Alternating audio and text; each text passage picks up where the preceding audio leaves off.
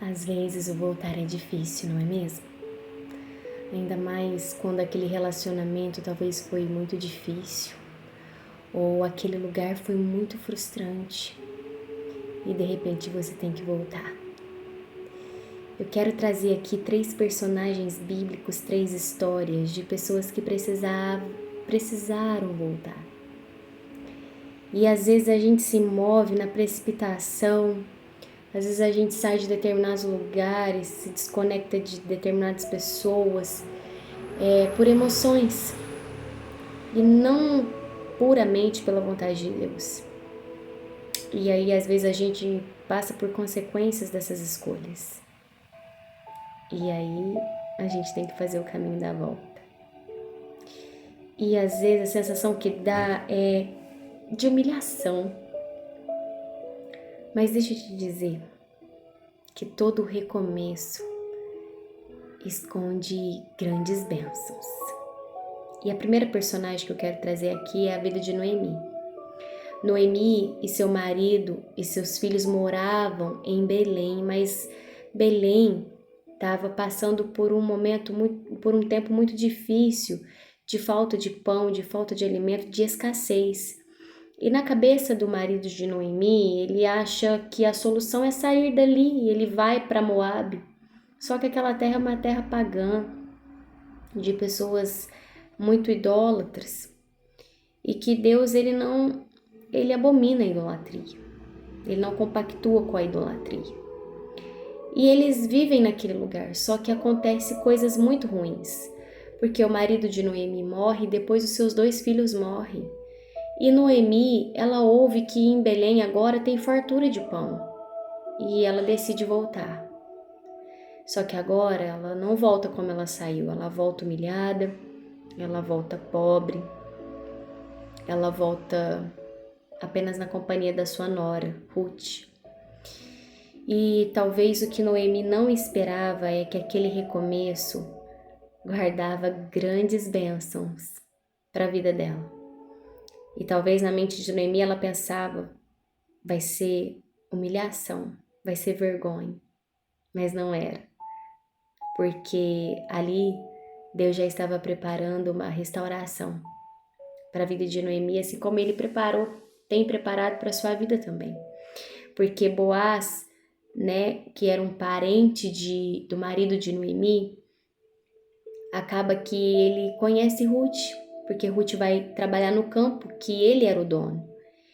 E naquela cultura, o único que poderia remir, a história, a vida de Noemi, de Ruth, restaurando a dignidade, restituindo ali as posses a elas, dando dignidade, seria Boaz. E ele aceita isso. Ele se casa com Ruth, ele restaura a dignidade de Ruth, Noemi, financeira, Ele também restitui ali as propriedades delas. Ruth tem um filho com Boaz, ou seja, a alegria volta ao coração de Noemi. E talvez a volta que ela achou que seria humilhante e de somente perdas, ela começa a ser restaurada e restituída.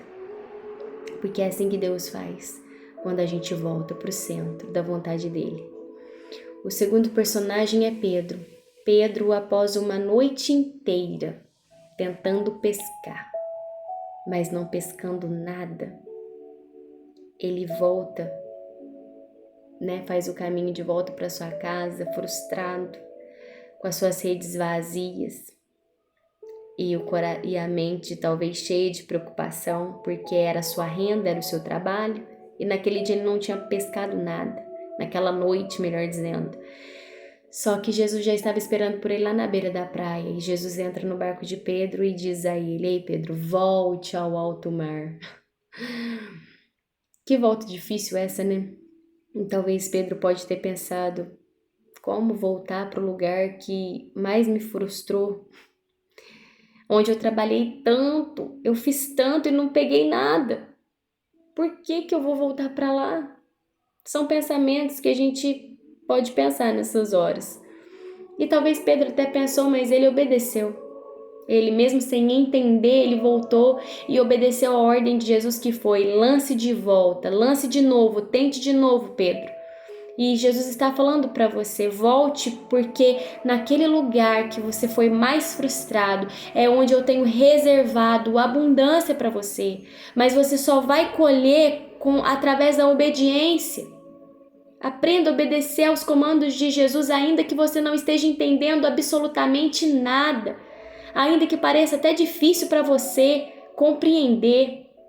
Porque quando Pedro obedeceu, ele puxa as redes, era uma abundância, era tanto peixe que o barco de Pedro ia a pique, tamanha era a quantidade de peixe. E aí ele teve que chamar a ajuda dos seus amigos, né? E pediu a eles a ajuda e falou: olha, vem aqui me ajudar, porque é muito peixe, é muita bênção. E é isso que Jesus faz com a gente. Quando a gente simplesmente obedece, a bênção não vai ficar só para você, a bênção vai transbordar através de você, mas você precisa obedecer. E ainda que seja difícil voltar, volte, porque na volta tem reservado grandes vitórias, grandes bênçãos para você desfrutar, mas você só vai desfrutar através da obediência. E o terceiro e último personagem é o filho pródigo. O filho pródigo, movido por uma precipitação, ele pede a sua herança e decide que ele acredita que é melhor viver longe da casa do pai, ele quer viver a sua vida, ele quer viver a sua liberdade.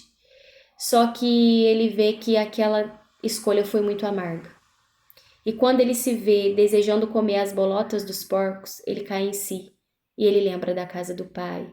E ele decide: eu vou voltar. Mesmo que meu pai me trate como um de seus empregados.